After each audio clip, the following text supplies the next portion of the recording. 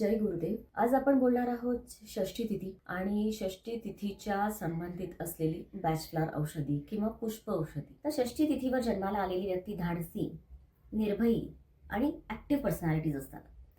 यांना नेतृत्वाची म्हणजे लीडरशिपची प्रचंड आवड असते. आव्हानांना समोर जाणं हे त्यांना आवडतं. नवीन नवीन जबाबदाऱ्या, काम घेणं आवडतं. षष्ठी तिथीचा संबंध जो आहे तो कार्तिकेय या देवतेशी जोडला. या तिथीला जन्माला आलेली व्यक्ती शक्तिशाली, धैर्यवान सुद्धा असतात. मात्र स्पर्धा कोणत्याही परिस्थितीत मी जिंकली पाहिजे असा त्यांचा अट्टहास असतो आणि त्यामुळे यांचा जो कल आहे तो काहीसा भांडकुदळ वृत्तीकडे जातो. षष्ठी तिथी हे धैर्य आणि प्रगतीचं सुद्धा प्रतीक आहे. या तिथीला जन्माला आलेली व्यक्ती मेहनती आणि ध्येयवादी असतात.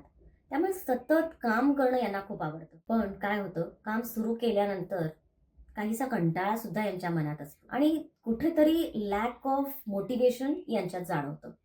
षष्ठी तिथीवर जन्माला आलेल्या व्यक्तींसाठी 2 पुष्प औषधी किंवा बॅचलर औषधी. त्यातली पहिली आहे लार्च.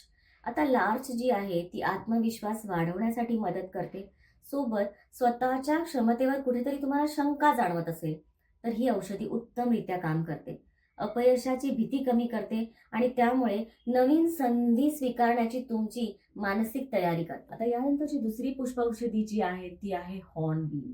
आता हॉर्नबील जी आहे ती तुमची मानसिक थकवा घालवते.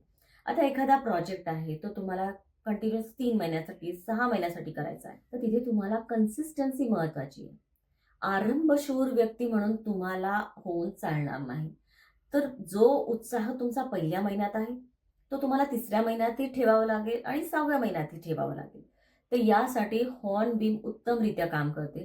आधी हॉर्नबील ही औषधी आहे उत्साह आणि प्रेरणा वाढवते आणि त्यामुळे कोणतंही प्रोजेक्ट, कोणतंही काम अधिक उत्साहाने तुम्ही पूर्ण करू शकाल.